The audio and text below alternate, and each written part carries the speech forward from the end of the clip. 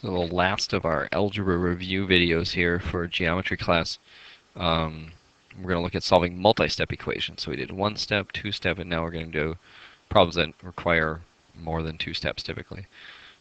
So same rules apply as two-step equations as they do with multi-step equations. The first thing you do is you undo addition or subtraction. The next thing is you undo multiplication or division. The next thing is you undo exponents, and then the last one is undo parentheses. So with example 1 here, we have 10 plus 4 times the quantity 2x minus 8 equals 2. So the first thing I notice is we've got 10 plus this stuff. I'm going to undo the adding. I'm trying to do step number 1 here. So let me grab my writing tool. And we're adding 10 to this stuff. So the opposite of that is we're going to minus 10. I'll minus 10 from this side as well. So we get 4 times 2x minus 8 equals negative 8. And then the temptation here is, since it's minus 8, I want to add 8 to both sides, but I can't because this 4 is on the outside. So this actually falls under the parentheses. So next thing we're going to do is we're going to undo multiplication. So this is 4 times this stuff. So the opposite of multiplying is dividing. So we'll just divide by 4 on both sides. So we're left on the left side with 2x minus 8. And on the right side, negative 8 divided by 4 is negative 2. Okay. Now we're going to undo the adding and subtracting here. So the opposite of negative 8 is plus 8. So the nice thing is we got rid of parentheses, so now we can go back to our first step.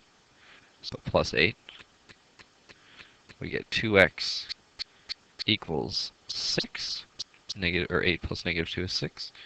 And then 2 times x, we divide by 2 to undo timesing, or multiplying. And we get x equals 3. So that is our answer. Now it's good to check your answer to make sure that it works. So 10 plus 4 times, let's write this out, 10 plus 4 times 2 times 3, that's 6, minus 8, does that equal 2? Well, let's see, 6 minus 8, that's negative 2. Negative 2 times 4, that's negative 8. 10 plus negative 8 equal to 2? Yeah, so that works. Wonderful. All right, let's look at example 2 here, and I'll just kind of draw a little divider line so we know the difference between example 1 and 2. So example 2, it's just another problem I used x again.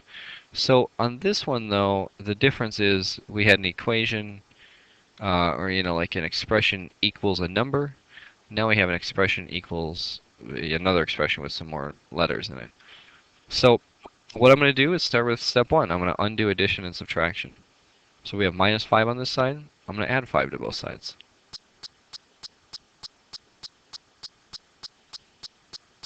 So we get 7x equals 5x plus 8. Now this is where it gets a little bit hairy. We don't want to undo adding here, because then we're just moving it to the other side. It's not going to do much. So then I guess the next idea is we want to combine like terms. So if this 5x is on one side of the equal sign and 7x is on the other side of the equal sign, we want to get those on the same side of the equal sign. So I'll draw my little line. I want to get rid of 5x. So in order to do that, I'm going to subtract 5x. Because it's 5x plus the 8. The opposite of plus is minus. So minus 5x as well. And we get 2x equals 8. 7x minus 5x is 2x. And then we divide it by 2. And we get x equals 4. And as always, you should check your answer. Go 7 times 4 is 28. Minus 5. Does that equal 5 times 4? That's 20. Plus 3. So 28 minus 5, that's 23. And 20 plus 3 is also 23. So that checks out. All right, I got two more examples I'm going to run through here. The first one, it's listed up here, 5 minus, in parentheses, 3x plus 7 equals 12x minus 17. So what I'm going to do first is, if we've got 5 minus this stuff, this 5 is positive, so I want to get rid of that. I'm going to subtract 5 from both sides.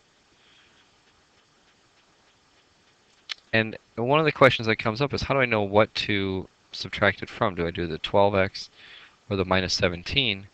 The answer is, does this have an x with it? No, so we wouldn't combine it with the x's. They're not like terms. So, and remember, and I guess I didn't draw my little line at the equal sign, but I want to do the same thing on the left side of the equal sign as I did on the right side of the equal sign. So these are going to cancel out and be left with negative, and then in parentheses, 3x plus 7 equals 12x minus 22. And then this one's a little bit tricky here. We have a negative on the outside of parentheses. You can actually bring this negative into both of them. So this negative sign applies to both things inside this parentheses. So it's really negative 3x minus 7 equals 12x minus 22. Okay, now it's just like example 2. It's slightly different because it's different numbers, but we want to get all the x stuff on one side and all the number stuff on the other side. So I am going to subtract 12x from both sides, and there's more than one right answer here for sure. But I'm just choosing this path.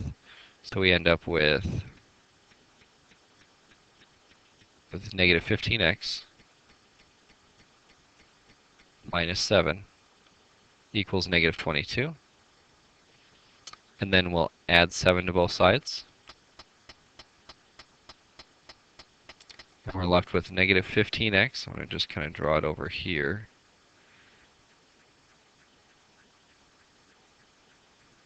And then that's going to equal negative 22 plus 7 is negative 15. So this is multiplying, so we're going to divide by negative 15.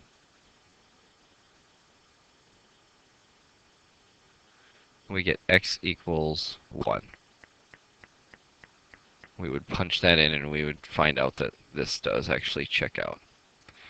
Okay, before you watch me do example 4, why don't you pause the video and try it yourself. See if you can get the answer for example 4. And then once you've worked it out, check it with what I'm about to show you here. Okay, so now that hopefully you've taken time to do this problem, you can see the answer I believe we're going to get is negative 60. So if you got that, that's fantastic. If not, make sure you follow along here. So my first step here that I'm going to do is I'm going to subtract 17 from both sides. I want to undo this plus 17. I think it's negative 60 for the answer, but we should probably double check here. So these cancel out.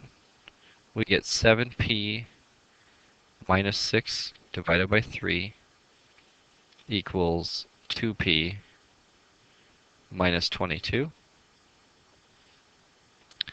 And then the next thing is we need to get rid of this divided by 3 so that we can get this p stuff isolated. So we're going to multiply by 3 on both sides. When I multiply by 3, I'm actually multiplying everything on the right side by 3. So you got to be careful. You don't just multiply one of these things. You multiply both of them by 3. So the times 3 and divided by 3 they cancel out. We get 7p minus 6 equals, this is going to be 6p minus 66. 3 times 2 is 6, and 3 times negative 22 is negative 66. And now we just get all the p's on one side and all the non-variables or unknowns on the other side. So I've got 6p on this side. I'm going to subtract 6p here and subtract 6p over here. And remember, if you need help staying organized, draw that line down the equal sign so that you know to do the same thing on the left and the right. So 7p minus 6p, that's just 1p, or you could just write p. So p minus 6 equals negative 66. And then, p, we add 6 to both sides. Then we get p equals negative 6. Oh, sorry, that's a plus 6. Negative 66 plus 6, that's going to give us negative 60. And I was right. So those are the 4 examples. I mean, there's obviously many different curveballs that problems can throw at you doing these types of problems.